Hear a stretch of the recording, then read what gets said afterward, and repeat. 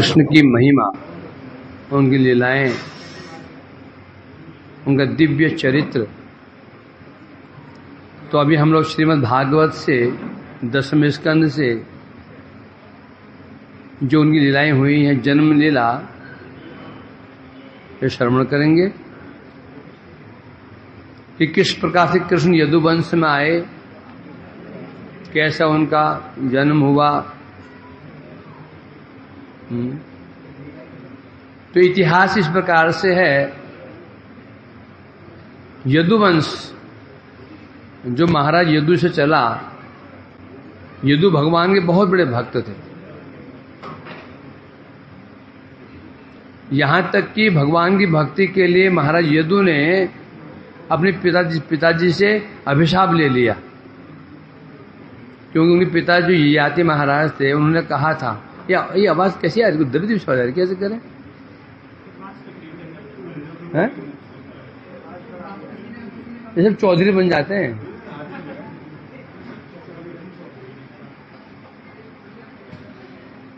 सब पंडित बन जाते हैं। हरि बोल। अब ठीक है क्या? हरे कृष्ण। ययाति महाराज असमय वृद्ध हो गए थे, युवावस्था में ही, शुक्राचार्य के अभिशाप से। तो उनको वरदान भी दिया शुक्राचार्य ने, यदि कोई तुम्हारा पुत्र तुम्हें अपनी जवानी दे दे, तुम्हारा बुढ़ापा ले ले, युवा हो सकते हो। अपने बड़े पुत्र यदु से उन्होंने कहा, पुत्र तुम मुझे अपनी युवावस्था दे दो, क्योंकि मैं भी युवा होना चाहता हूं। पूछा क्यों, क्या करेंगे? मेरी भोग प्रवृत्ति, भोग कामना समाप्त नहीं हुई, वो भोग करना चाहता हूं। उन्होंने कहा, पिताजी ये गलत है, आप यदि भजन के लिए मेरी युवावस्था मांगेंगे, सहर्ष दे दूंगा, परंतु भोग करने के लिए नहीं, क्योंकि मनुष्य जन्म भोग के लिए बना ही नहीं है। भोग करने के लिए क्या बना हुआ है? पशु योनि। पशु योनि में जैसे भोग हो सकता है, वैसे भोग मनुष्य जन्म में नहीं हो सकता। पशु जन्म में भोग करने की कैपेसिटी बहुत हाई लेवल की है। चाहे खाना कहो, चाहे सोना कहो, चाहे बाल बच्चे पैदा करना कहो, बहुत हाई लेवल का भोग कर सकते हो। मनुष्य योनि में नहीं कर सकते हो, लिमिट है। खाने के लिमिट, सोने का लिमिट है, और बाल बच्चे पैदा करने के लिमिट है। इसलिए मैं आपको दूंगा नहीं, क्योंकि मुझे भजन करना है। तो रुष्ट हो गए, मैं तुम्हें अपने राज्य बहिष्कार करता हूं। छोटे पुत्र पूर्व से कहा, भाई तुम दोगे? हाँ दे दूंगा। पूर्व ने अपनी जवानी दे दी। अब जब यदु महाराज जी ने जब अभिशाप लेना स्वीकार कर दे पिताजी से, परंतु अब युवावस्था नहीं दी, भगवान से बहुत प्रसन्न हुए। भगवान ने देखा मेरी भक्ति के लिए इसने अभिशाप ले लिया, परंतु जो अपनी युवावस्था नहीं दी, क्यों भक्ति के लिए नहीं दी, भक्ति करना चाहता है, उसी से प्रसन्न होकर के भगवान ने उस वंश में जन्म लिया, यदु वंश में। भगवान कहलाए यादव। उसी यदु वंश में बाद में एक राजा हुए, राजा देवमीड़, बहुत बाद में। देवमीड़ की दो स्त्रियां थी, एक वैश्य कुल की, एक क्षत्रिय कुल की। वैश्य कुल की जो स्त्रियां थी, उनसे पर्जन्य जी उत्पन्न हुए, और जो क्षत्रिय कुल के, उनसे उत्पन्न हुए शूरसेन। शूरसेन के पुत्र ही हुए वसुदेव जी, और पर्जन्य के पुत्र हुए नंद महाराज, 5 नंद महाराज। इस तरह नंद महाराज और वसुदेव भाई हैं, सौतेले भाई हैं। आपने भाई का संबंध है। तो उसी कुल में भगवान उत्पन्न हुए।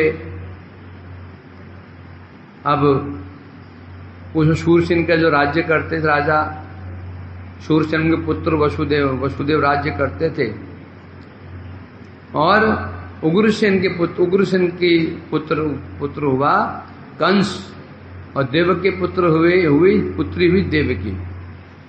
देवकी कंस की चचेरी बहन थी, चाचा की लड़की, और बहुत प्रेम, कंस मुझे बहुत प्रेम करता था। कहा ना, इस संसार में चाहे कितना ही तामसिक व्यक्ति हो, तुम्हें सदोगुण कहीं ना कहीं रहता है, कितने सात्विक व्यक्ति हो कहीं ना कहीं तमोगुण रहता है, जगत त्रिगुणमय है। तो कंस तामसिक होते हुए भी बहन के प्रति प्रेम था। यही बता रहे हैं। इसलिए कंस ने विचार किया कि किसी प्रकार से यदि वसुदेव मेरे मित्र बन जाते, वसुदेव राजा थे, बन जाते हैं तो मैं आसानी से राज्य कर सकता हूं। तो उन्होंने अपने बड़ी चतुराई से वसुदेव जी को मना लिया अपनी बहन से शादी करने के लिए। कंस का उद्देश्य क्या था? उसने अपने पिता को पहले जेल में बंद कर दिया, गुरुसेन को जेल में बंद कर दिया। और जब विवाह तय हुआ, और तय विवाह के अनुसार जब विवाह हो रहा था, उस समय स्वयं कंस बड़े प्रसन्न होकर के अपनी बहन को विदा करने जा रहा था, है ना। मार्ग में आकाशवाणी हुई, अरे कंस, तू जिसको तू ले जा रहा है बड़े प्रेम से विदा करने के लिए, उसका 8वां पुत्र तेरा हंतारक होगा। जान दो किस प्रकार से उसने अपनी बहन को फिर मारने के लिए तैयार हो गया। तो ऐसे हुआ क्यों? उसे पूर्व जो इसमें दिया गया है भागवत में पूरा जो भूमिका है, पूर्व काल में पृथ्वी पीड़ित हो गई असुरों के भार से। कंस, जरासंध, शंबरासुर, जितने असुर थे ये पीड़ित हो गई, परेशान हो गई, दुखी होकर ब्रह्मा जी के पास गई, देवताओं के पास गई। देवताओं ने कहा हम क्या कर सकते हैं, हम स्वयं इस समस्या से जूझ रहे हैं, चलो ऐसा करते ब्रह्मा जी के पास जाया जाए। ब्रह्मा जी के पास गए, ब्रह्मा जी सबको लेकर के फिर पहुंचे क्षीर सागर में, भगवान से प्रार्थना करते हैं। क्या हो रहा है? क्षीर सागर पहुंचे और वहां जाकर के तब सब लोग वहां पर जाकर के देवता ने पुरुष सुप्त मंत्र से भगवान की स्तुति की। स्तुति करते करते ब्रह्मा जी गिरम समाधो गगने से मेरीता निशम्य वेदास तिदशानुवाच गान पौरुषिंग में शीर्णु तमात्रा पुनः विधीयता मासु तथैव माचिरम। और ब्रह्मा जी स्तुति करते करते समाधिस्थ हो गए। उस समाधि की अवस्था में भगवान ने दर्शन नहीं दिया। समाधि की अवस्था में ब्रह्मा जी ने भगवान की आकाशवाणी सुनी। ब्रह्मा जी के सामर्थ्य में नहीं है, भगवान दर्शन कर लेंगे, और की बात छोड़ दो। क्या कहा था भगवान ने? क्या कहा था? पुरेव पुंसव धृतोत धराज्वरो भगवद भी अंश यदुसुभ जायंताम स याद दुर्व्यम भरमेश्वरेश्वर सुकाल शक्त्या छपे चरे दिए। ब्रह्मा जी ने सुना आकाशवाणी ध्यान में ही, हे देवताओं, मैंने, भगवान ने कहा उनको, ब्रह्मा जी कह रहे देवताओं को, हे देवताओं, मैंने ध्यान में सुना, समाधि में सुना, भगवान कह रहे थे, हे ब्रह्मा जी, पृथ्वी का जो कष्ट है मुझे पहले ही विदित है, जानता हूं मैं, इसलिए चिंता की कोई बात नहीं है। अति शीघ्र ही भगवान जगत में अवतार लेंगे और तुम लोग जाकर के कहाँ लेंगे?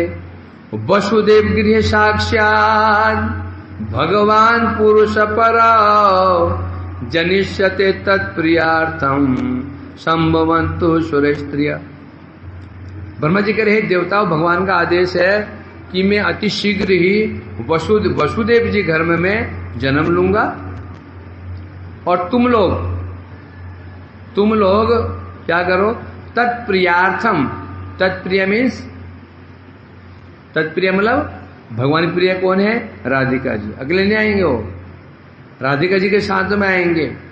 उनकी प्रिय की सेवा के लिए तुम्हारी जितनी स्त्रियां हैं, देवी स्त्रियां, सबको वहां जन्म दे दो, यदुकुल में जन्म दे दो, जिसमें राधा जी सेवा कर पाए। और तुम लोग भी जन्म ग्रहण करो। जब भगवान आएंगे, उनकी प्रिय राधिका जी आएंगी, तब तुम सब मिलकर के भगवान की सेवा करना। ऐसा आदेश हुआ। ऐसे आदेश के पश्चात तो बता रहे यहां पर, ऐसा आज्ञा देकर के पृथ्वी में समझा ढांढ से बताया। अब भगवान स्वधाम चले गए और फिर बात हुई आ गई। शूरसेन राजा का राज्य करते थे, पुत्र थे उनके वसुदेव जी। जब विवाह तय हुआ देवकी का विवाह तय हुआ वसुदेव जी से, और उग्रसेन और बहन से बहुत प्रेम करता था। ऐसा प्रेम करता था बड़ा उग्र जो उग्रसेन तो था, ये कंस बचपन से महा दुष्ट था। क्यों दुष्ट था? उग्रसेन पुत्र है ही नहीं, वो असुर पुत्र है। किसी समय कंस की माता पद्मा अपने मायके गई थी और वो उपवन में भ्रमण कर रही थी। उसी समय आकाश मार्ग से असुर जा रहा था, दुर्मिल दैत्य। उसकी नजर पड़ी पद्मा के ऊपर, बड़ी सुंदरी थी, मनमुग्ध हो गया। उसने रूप बनाया उग्रसेन का, किसका? उग्रसेन का, और पहुंच गया। उसने सोचा ये मेरे पति उग्रसेन जी हैं, उनके साथ संग कर लिया। जब संग किया, वो समझ गई ये मेरा पति नहीं हो सकता, संभव ही नहीं है। मैंने कहा तुम कौन हो? अपने स्वरूप में आओ, नहीं मैं तुमको अभी तुमको अभिशाप देती हूं। और घबरा गया, बोला मैं दुर्मिल दैत्य हूं, अपने स्वरूप में आ गया। आप घबराइए नहीं, आपके गर्भ से जो बच्चा उत्पन्न होगा, पुत्र उत्पन्न होगा, महाबलशाली देवता तक जो प्रास्त नहीं कर पाएंगे।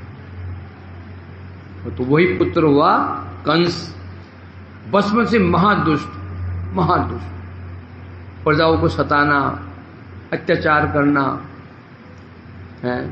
स्वयं निकल गया, 15 साल के अवस्था में निकल गया दिग्विजय करने के लिए। पहाड़ों में, कंदराओं में, जंगलों में जितने उसके मित्र हैं ना, ये पूतना से लेकर अरिष्टासुर तक, केशी दैत्य तक, ये ऐसे मित्र नहीं बने। जहां ना कंस जाता था, कंदराओं में, गुफाओं में और पहाड़ों में जो असुर मिल जाता था, उससे उसका द्वंद्व युद्ध होता। शर्त होती, जो हार जाएगा जीतने वाले का दास बन जाएगा। चाहे वो अघासुर हो, चाहे बकासुर हो, चाणूर, मुष्टिक, सबको परास्त कर दे उसने। सब दास बन गए। पूतना युद्ध करने के लिए सामने आई। कंस ने कहा मैं तो स्त्री से युद्ध करूंगा नहीं, मैं तुम्हें अपनी क्या करता हूं, अपनी बहन, मैं तुमको अपनी बहन बना लेता हूं। वो अभी मित्र हो गई। जितने भी दुष्ट असुर थे सब कंस के मित्र थे, जितने भी आसपास, और सामान्य कोई भी नहीं था। कोई ये ना समझे कि रावण अधिक शक्तिशाली था और कंस कम शक्ति, ऐसा नहीं।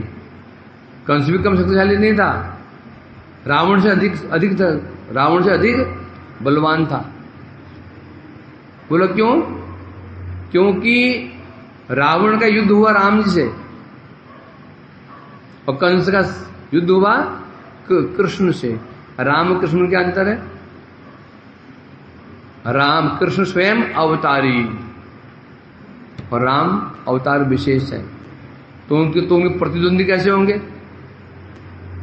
कोई ना समझे कि कंस ऐसे ही था, छोटा मोटा होगा ऐसा ही, द्वापर युग में था ना, ऐसा मैं समझना उसको। पुत्र ऐसे होगी, छोटी मोटी औरत होगी वही। अघासुर कोई सांप होगा, सांप नहीं था, वो भयंकर असुर थे। तो जब इसके पश्चात जब वो लेके जा रहा था बड़े प्रेम से हैं, और रास्ते में हुई आकाशवाणी। क्या आकाशवाणी हुई? पथि प्रगृहिणम कंसम भाष्य अशरीरिवाग अस्या कामष्टमो गर्भो हंतया बच अबुध। आकाशवाणी हुई अबुध, हे मूर्ख, हे मूर्ख, प्रगर्हिणम पक्षी मातु, जिसका ये रस की तो ये बागुर संभाले हुए जा रहा है ना। अशरीर बाग, क्या अशरीर बाग मने शरीर नहीं, जो आकाशवाणी हुई, मतलब आकाशवाणी हुई, दिखाने किसी और उसने क्या कहा था, अश्या, जो तो लेके जा रहा है, जो तो बड़े प्रेम से लेके जा रहा है, स्वयं घोड़े हाँक करके, अश्य अष्टमो गर्भो, इसका 8वां गर्भ ही तुम्हारा हंतारक होगा। बस इत्युक्त स खल पपो पापो भोजनाम कुलपांसन भगिनी मन तुम आरब्ध खड़ग पाणिक। बस दुष्ट कैसे होते हैं, उनके प्रेम का भरोसा नहीं कर सकते हैं, बहुत प्रेम करते हैं, थोड़ी सी भी जहां पर उनके स्वार्थ में बाधा पहुंची, स्वरूप बदल जाता है। जो दुष्ट लोग होते हैं कभी भरोसा नहीं करना चाहिए, जहां उनके, जब तक उनके अनुकूल चलो ठीक है, जहां तो प्रतिकूलता है, उनके भोग बाधा पहुंची, सब भूल जाते हैं। कंस कौन था, भोजनाम कुल पांसन, भोज कुल का अंगार। अंगार क्या होता है, आग का अंगार होता है ना, वो अंगार पूरे घर को जलाकर भस्म कर देता है। तो भोजकुल, जो भोजकुल था, उसको भस्म करने के लिए अंगार सदृश था, लकड़ी का ढेर हो, उसमें अंगार घुस जाए, अंगार कोयला भस्म कर देता है। तो वह ऐसे कंस था, महा दुष्ट था। बस जैसे सुना कि इसका 8वां गर्भ मेरे को मारेगा, रस से उतरा है, क्या किया, बाएं हाथ से देव की चुटिया पकड़ ली है, और दाएं हाथ से खड़ग पानी कच्चा गर्हित, जो उसकी चुटिया पकड़ ली बाएं हाथ से, और दाएं हाथ में खड़ग तलवार निकाल ली, और बहन को मारने के लिए तैयार हो गया। जिसने प्रेम से वो ले जा रहा था, सोचो ना, दुष्कंस होते हुए भी बहन को स्वयं सारथी बना हुआ था, तो कितना प्रेम करता होगा वो है। प्रेम उड़ गया क्षण में। ये जगत की यही स्थिति है। जगत तो हमें तभी प्रेम करता है जब तक कुछ स्वार्थ होता है। जब सब निचोड़ लेते हैं ना, जब निचोड़ लेते हैं, गन्ने को कब तक रखता है गन्ने वाला, एक बार घुसाया, फिर डबल किया, फिर घुसाया, फिर ट्रिपल किया, फिर घुसाया, फिर चौपल किया, जब कुछ नहीं बचा फेंक दिया। ये सच्चाई है। निचोड़ के जब सब बचता नहीं है ना, तभी छोड़। ये बड़े विचित्र जगत की रीति है ये। तो इस प्रकार से बस उसने तलवार निकाली, मारने के लिए तैयार हो गया अपनी बहन को। ये देखते हुए अब वसुदेव क्या करें, तम जुगुप्सितम कर्माणु निशंसम निरपत्रम वसुदेव महाभागो बात परिशांतवन। ये देख करके वसुदेव जी कुछ समझ नहीं पाए, क्या करूं उसको, मैं युद्ध करूं, संभव नहीं। क्या कंस, कहा वसुदेव, इसको बल से परास्त नहीं कर पाऊंगा, संभव ही नहीं। मेरे सामने मेरी नविल दुल्हन को मारने जा रहा है। उस समय साम दाम दंड भेद, वसुदेव बड़ी बुद्धिमान है। उन्हें यहां पर बल काम नहीं करेगा, क्या काम करेगा, साम मैंने होता है समझा बुझा करके, दाम मैंने होता है कोई लालच दे करके, दंड मने बल का प्रयोग करके, भेद मने किसी प्रकार से मतभेद कर दो आपस में। 4 उपाय होते हैं। तो यहां पर विचार करके वसुदेव बड़े बुद्धिमान थे, कंस को सांत्वना देने लगे हैं। सबसे बड़ा चीज क्या है, डर है कि नहीं। जो संसार चल रहा है डर से चल रहा है, सब डरे हुए हैं एक दूसरे से, तो ठीक चल रहा है।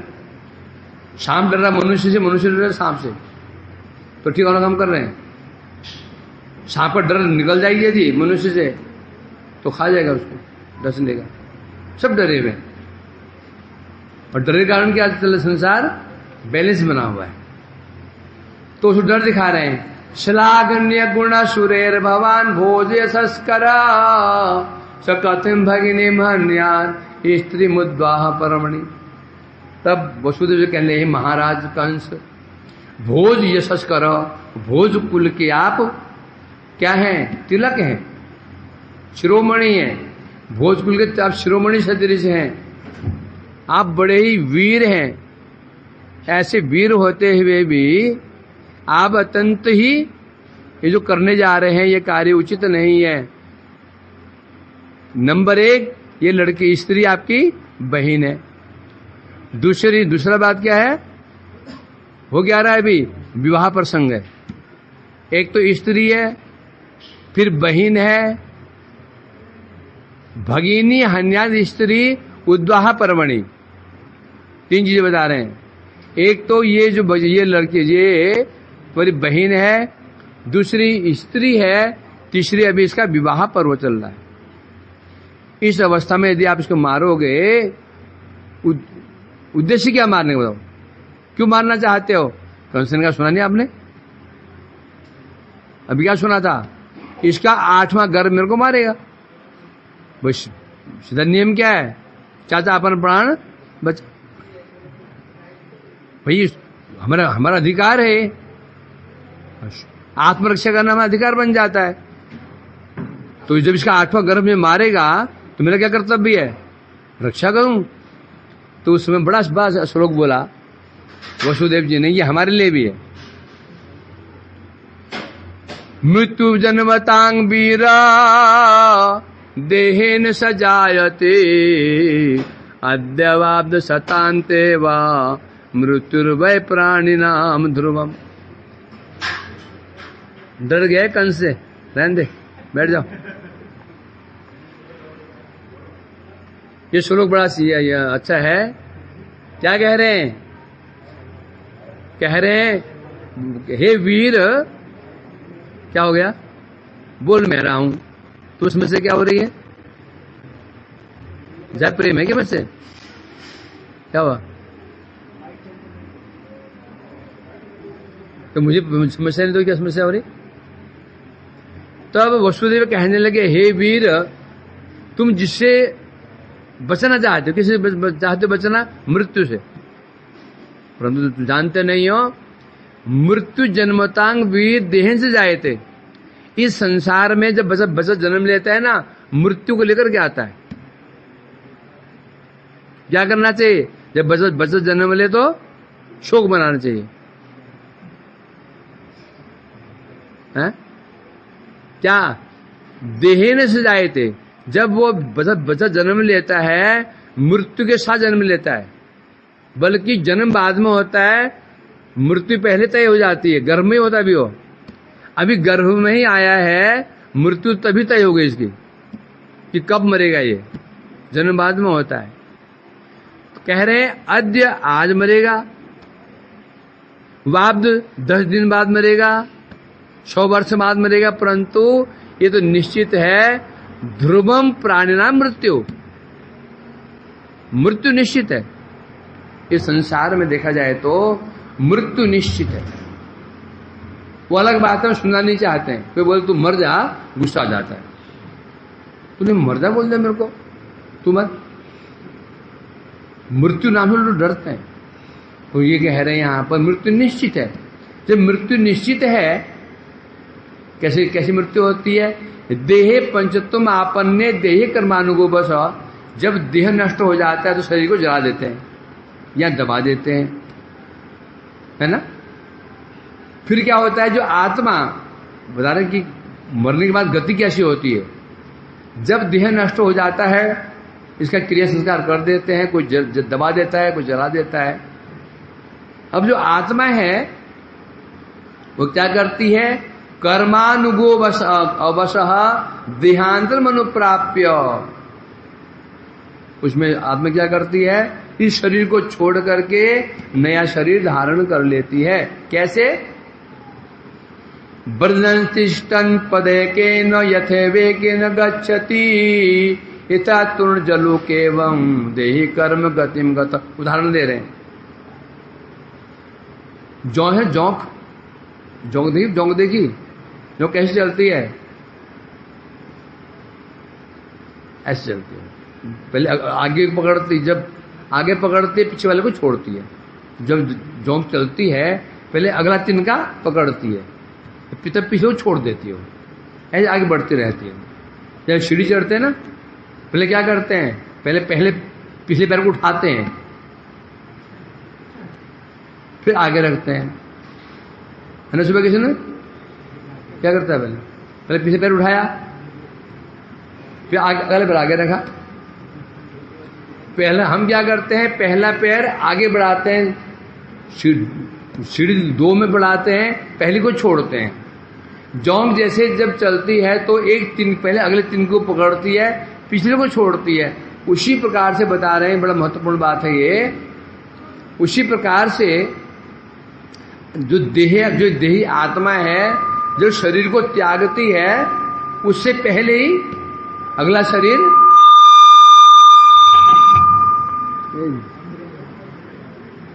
करते क्या है, समझ जानो ज्यादा होता है ना, वो मैकेनिक ऐसे होता है।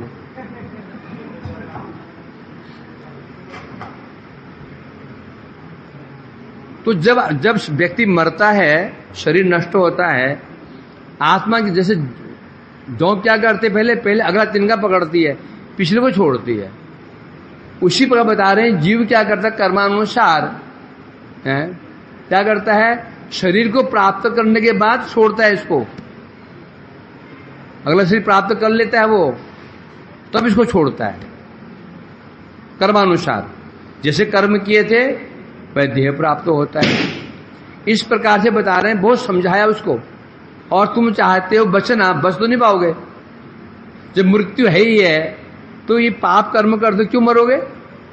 मृत्यु है ही है, अपनी बहन को मारोगे, स्त्री भी है और विवाह का समय है, ये सर्वथा अनुचित है। आप वीर हैं, आपके नाम पर आपके नाम पर कलंक लग जाएगा। समझाया उसको। और डर सबको है ही, डर सबको लगता है। कंस भी डर गया। सबसे बड़ा डर जगत में क्या होता है? धन खोने का डर नहीं, स्त्री के भाग जाने का डर नहीं, अपमान का डर। स्त्री भाग जाए कोई बात नहीं, दूसरी आ जाएगी। धन खो जाए तो मिल जाएगा, एक बार नाम बदनाम हो जाए फिर उसको ठीक करना मुश्किल पड़ जाता है। तो बदनामी का डर, कंस से असुर भी डर गया। बात ठीक कह रहे हैं, हाँ बात तो ठीक ही है। अब साथ में उन्होंने फिर क्या दिया, उसमें समाधान भी दिया। क्या बता रहे यहां पर, अतः ऐसा तब अनुजा, अरे आपकी बहन है ये, फिर कृपणा अभी दिन ही न देखो तो, चुटिया तुम्हारे हाथ में है, बेचारे के हाथ चुटिया तुम्हारे हाथ छटपट कर रही है। कहाँ तुम्हारा बलवान हाथ, कहाँ दुबली पतली है कन्या, चुटिया तुम्हारे हाथ में छटपट दो कैसे छटपटा रही है, और तुम्हारे हाथ में तलवार है, दाएं हाथ में। इस अवस्था में तुम देख रहे हो, इस अवस्था में इसको मारना उचित नहीं है। तो सुखदेव जी कह रहे हैं, इस प्रकार से वसुदेव जी ने बड़ी प्रशंसा की, बड़ी प्रशंसा की उनकी।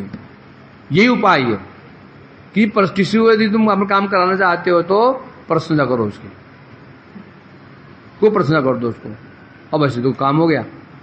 तो इस प्रकार साम नीति का और भय दो हुआ है, शाम नीति और भय नीति। भय क्या दिखाया उन्होंने कि तुम्हारा अपमान हो जाएगा, तुम्हारा नाम पर कलंक लग जाएगा। कि ऐसे वीर कंस ने एक सामान्य एक लड़की से डर गया, वो भी उसी बहन स्त्री, उससे वो भयभीत हो गया था कंस। तो वीर के लिए क्या है, बड़ी लज्जा की बात है। तो इसलिए उसने विचार, तब साथ में जो सुखदेव गोस्वामी कह रहे हैं, जैसे उसने चुटिया छोड़ दी, चुटिया छोड़ते ही वसुदेव को लगा मेरा बाण काम कर गया। अभी भी, परंतु विपत्ति टली नहीं है, तलवार हाथ में ही है इसके। तो उन्होंने फिर विचार तो ये बताया, ये बताइए आपको समस्या क्या है? समस्या मुझे देवकी से समस्या इसके 8वें गर्भ से। तो कंस ने कहा आप चिंता मत कीजिए, जैसी पुत्र प्राप्त होगा मैं पुत्र आपको अवश्य दे दूंगा, मैं प्रतिज्ञा करता हूं।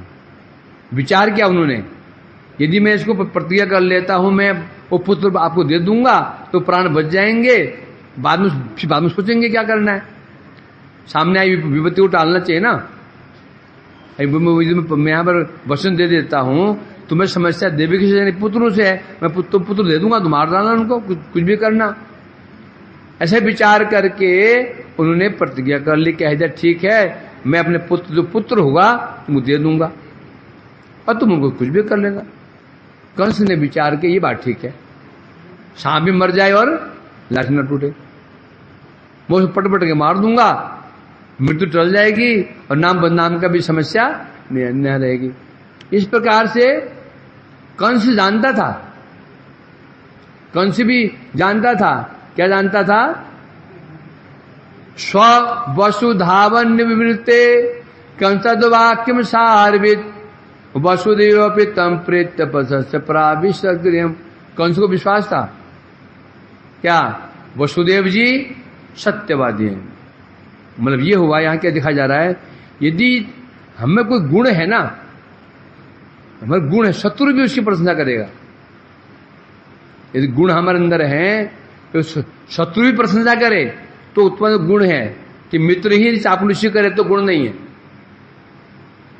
10-20 चापलूस मिलके हमारे को प्रशंसा कर रहे हैं, प्रभु जी आप ऐसे ऐसे ऐसे हैं, तो नहीं होगा, चापलूसी कर रहे हैं।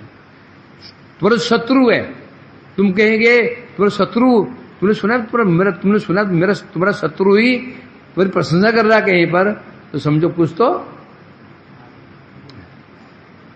तो वसुदेव जी को विश्वास, कंस जानता था वसुदेव परम सार्वित परम सत्यवादी हैं, उन्हें विश्वास कर लिया है और दोनों को छोड़ दिया। अभी जेल बंद नहीं किया उनको, दोनों को छुड़ाओ, मुक्त कर दिया।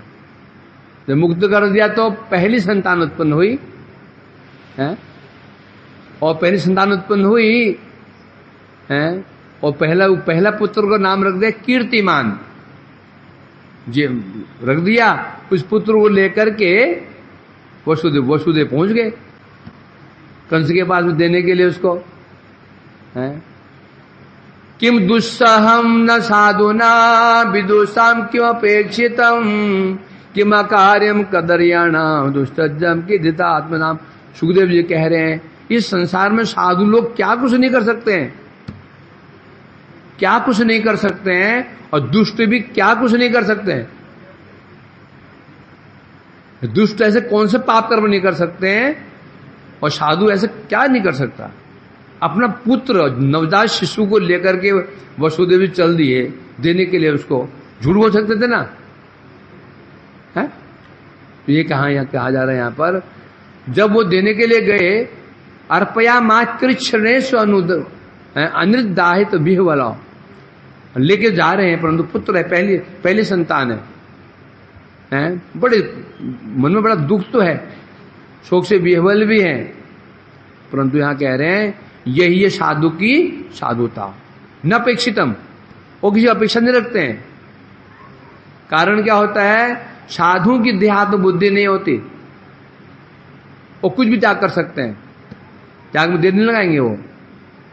और जो दूसरे व्यक्ति होते हैं महाकामी होते हैं, भोग्य होते हैं, वो कुछ भी पाप कर्म कर सकते हैं, ये बता रहे हैं।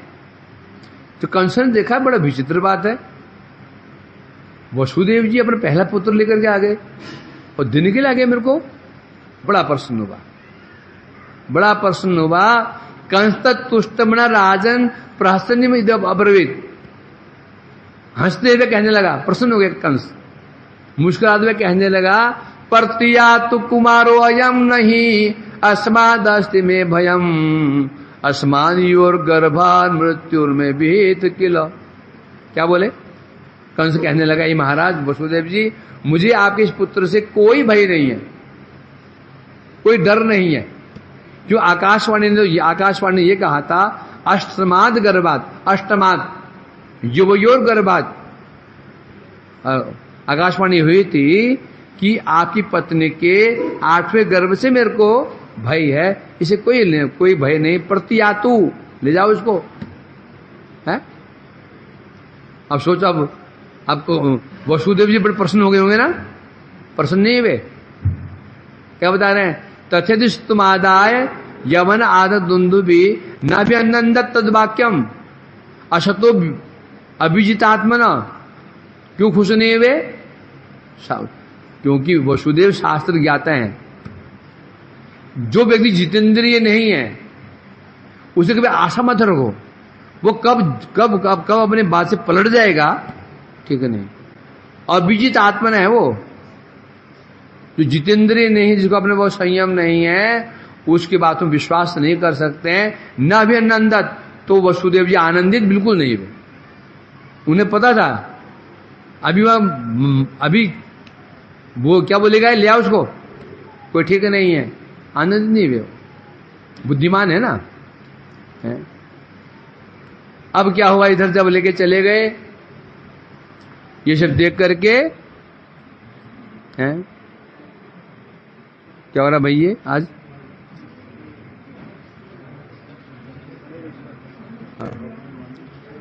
उसके पश्चात जब छोड़ दिया उसको, तो उनके पास साक्षात नारद जी पहुंच गए। नारद जी पहुंच के कंस के पास में, हैं? और कहने लगे, हे कंस, हैं? ब्रज में जितने गोपियां है ना, ये सब कौन है? देवता लोग हैं। ये तो मारने के लिए तुम योजना बना रहे हैं, और तुमने छोड़ दिया इसको, ये उचित नहीं है। क्यों नहीं किया? क्योंकि तुम सोचो 8वां गर्भ तुम मारेगा ना, 8वां गर्भ, 8वां कौन सा होगा? तो हम बता रहे हैं यहां पर 8वां गर्भ कौन सा हो सकता है? कहीं से गिनती करोगे 8 ही पढ़ते हैं। 8 से करो, 8, 7, 6, 5, 1, 8 पड़ जाएगा। 2 से गिनती करो तो 8 वहां पड़ जाएगा। तो 8वां कौन सा होगा क्या पता? विष्णु बहुत चालाक है, कहां से घुमा के 8 गिनेगा ना, पता भी नहीं चलेगा तुमको। तो छोड़ना नहीं चाहिए इसको। अब प्रश्न उठता है, नारद जैसे भक्त मुनि ऐसी उल्टी बुद्धि दे रहे कंस को, खुश होना चाहिए कि 1 बज गया, ऐसा क्यों? नारद जी का चरित्र विचित्र है। किस देवता ने किसको आशीर्वाद दिया, वरदान दिया, शायद वो भूल जाए। नारद जी नहीं बोलते हैं। किसने किसको आशीर्वाद दिया, अभिशाप दिया, इसे कोई भूल सकता है? नारद जी नहीं भूलते इसको। उनको पूरा हिसाब किताब रहता है ना? ये वास्तव में 6 पुत्र हैं। कौन? 6 पुत्र हैं। ब्रह्मा जी के पुत्र, मरीचि के पुत्र, ब्रह्मा जी के पौत्र हैं 6। जब हम श्रवण करें, ब्रह्मा जी जब अपने कन्या के प्रति धावित हुए, उनके प्रति धावित हुए, तो ये 6 पुत्र थे। इन्होंने उपहास किया था ब्रह्मा जी का, ये आप क्या कर रहे हैं? उपहास किया था। ये उनका क्या बन गया था? अपराध, महद अपराध। उसके प्रभाव से ब्रह्मा जी रुष्ट हुए, उनको अभिशाप दे दिया, जाओ जाकर के असुर हो जाओ। तुम इतने में ज्ञान नहीं है, मैं तुम्हारा पितामह हूं, मुझे कैसी बात करनी चाहिए, इतने में ज्ञान नहीं है। ये तुम्हारी आसुरी प्रवृत्ति है, असुर बन जाओ। और 6 के पुत्र के असुर बन गए।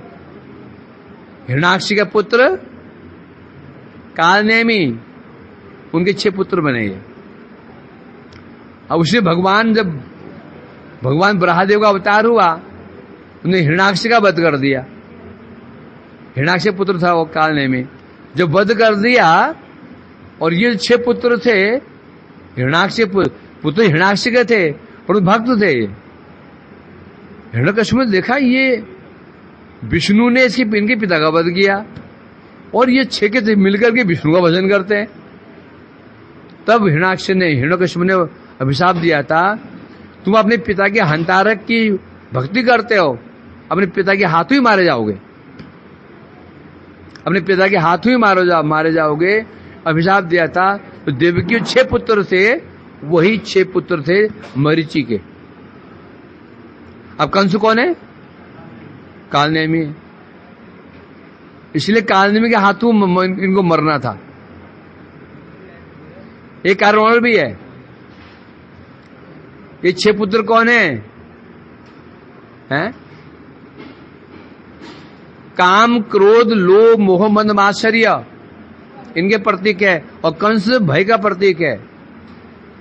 ये 6 हमारे दोष कैसे मरेंगे? भय से मरेंगे। जो 6 हमारे दोष है ना, ये किससे मरेंगे? भय से मरेंगे। भय से मर जाते हैं। यदि किसके अंदर भय बैठा हुआ है तो काम, क्रोध, लोभ, मोह, मद, मात्सर्य वो नष्ट हो जाएंगे। ये भय नहीं है तो हाई मेरा अपराध हो जाएगा, भक्ति नष्ट हो जाएगी। यदि भय बना हुआ है तो वो 6 शत्रु मर जाएंगे उसके। और यदि भय नहीं रहा तो क्या होगा? मरेंगे ये। इस प्रकार से अब तो ये नारद जानते थे ये 6 पुत्र इनको मुक्त करना है। नारद की चिंता क्यों लग गई? नारद जी के भतीजे लग गए ना। ये दक्ष किसके पुत्र हैं? ये ब्रह्मा जी के पुत्र के पुत्र हैं। नारद जी क्या लगे? भतीजे। भाई भतीजों की दुर्गति हो गई है, इसलिए जानबूझकर नारद जी ने ऐसी पट्टी पढ़ाई। कंस ने समझा हाँ ठीक कह रहे हैं, बात तो ठीक है। 8वां कौन सा 8वां होगा? फिर बुला लिया उनको, लाओ। फिर उनको जेल में बंद कर दिया। और कब जेल में रहे वो? 6 पुत्र तक। ये 6 पुत्र जब मर गए उसके, है ना, और 7वां पुत्र जब बलदेव जी आए ना, है, तब जाकर के उनको मुक्त किया। 8वां गर्भ जो आया था तो जेल में थे वो, है? तो यहां के इस प्रकार से जब 6 पुत्र उत्पन्न हुए, मर गए मतलब मुक्त हो गए वो। जो 7वां गर्भ जब ठहरा देवकी जी का, उसमें थे साक्षात कौन? बलदेव प्रभु, बलराम जी थे। उसको मार तो नहीं पाएगा। उस बलराम जी जब गर्भ में ठहरे आए थे, उस समय भगवान ने युगमाया को आदेश दिया, जाओ युगमाया जाओ, देवकी जी गर्भ में मेरा अंश पल रहा है। संकर्षण बलदेव जी हैं, उनको आकर्षण करके, क्योंकि पहले ही वसुदेव जी ने अपनी पत्नियों को मथुरा से दूर भेज दिया था। जो रोहिणी देवी थी वो गर्भवती थी, तो उनको भेज दिया था नंद महाराज के गोकुल में भेज दिया था। तो भगवान ने आदेश दिया योगमाया को, तो जो देवी गर्भ में जो मेरा अंश पल रहा है, संकर्षण अंश है, वो उठा करके उसको आकर्षण के योगिनी वहां जाकर के रोहिणी गर्भ में स्थापित कर दो। उन्होंने ऐसे किया, ना पड़ गया संकर्षण, जिनको योग ने आकर्षण किया और पहुंचा दे देवी रोहिणी गर्भ में। रोहिणी भी क्या थी? गर्भवती थी, वो भी गर्भवती थी। अब यहां से भी लेके जा रहे हैं देवकी गर्भ को। अभी 2 हो गए थे, वहां तो 2 हो जाएंगे, फिर 2 नहीं होंगे।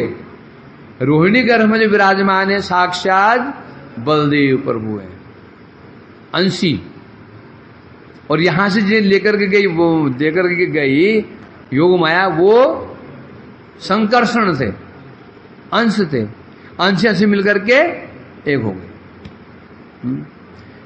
अब कंस ने देखा कि देवकी गर्भपात हो गया, और सोचा कि गर्भपात हो गया, वो निकला ही नहीं है। तो पूरे प्रजा बहुत दुखी हो गई। लोग बोलने लगे देखो तो 6 पुत्र ऐसे मारे गए बेचारे के, 7वां तो गर्भपाती हो गया।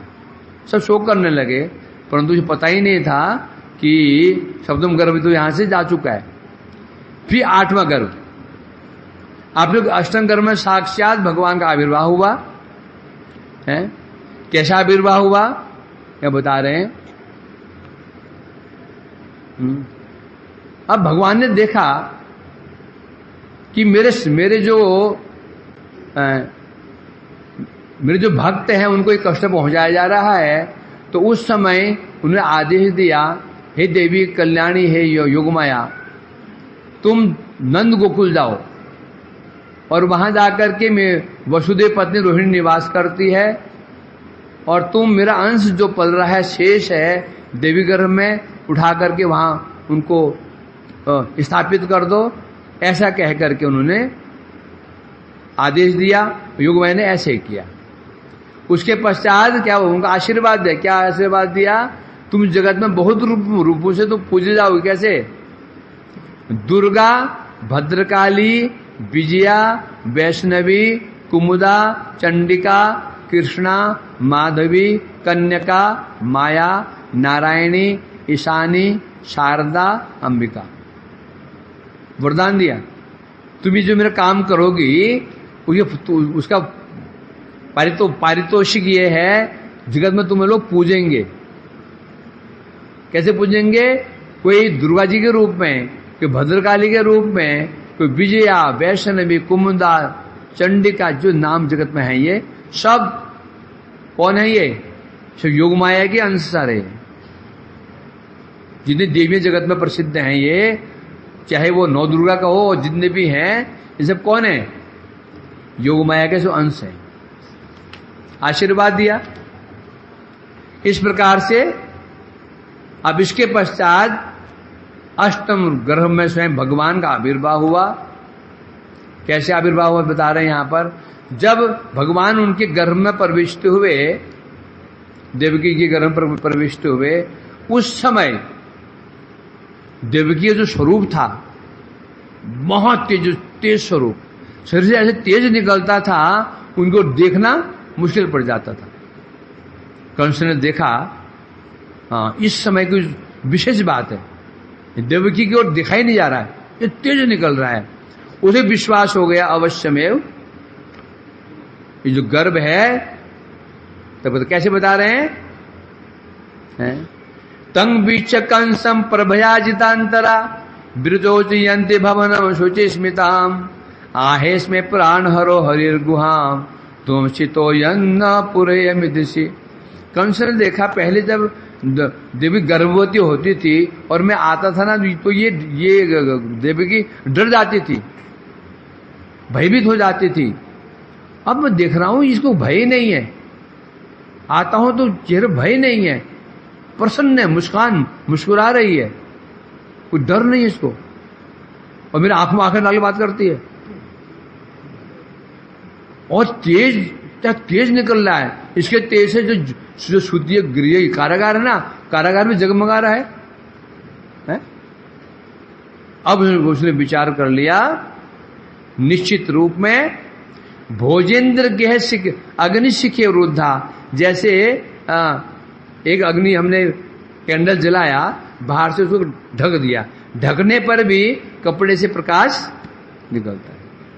उसी प्रकार से उन्हें गर्भ में कौन प्रवेश किए हैं? भगवान। रुद्ध हैं कारागार में, परंतु प्रकाश तो रुद्ध नहीं होगा ना, भगवान का प्रकाश। वो समझ गया, मैं प्राण हरो हरिर गुहाम, इस समय निश्चित रूप में देवकी गर्भ में मेरे प्राण हरण करने वाला विष्णु आ चुका है? अब मुझे क्या कियमद तस्मिन करने मासु में, अब मुझे क्या करना चाहिए? अब विकल्प कर रहा है, मुझे क्या करना चाहिए? एक उपाय तो यह है, मुझे तुरंत अभी देवकी का ही वध कर देना चाहिए। अब गर्भ तो वही है ना, मर जाएगी तो गर्भ समाप्त हो।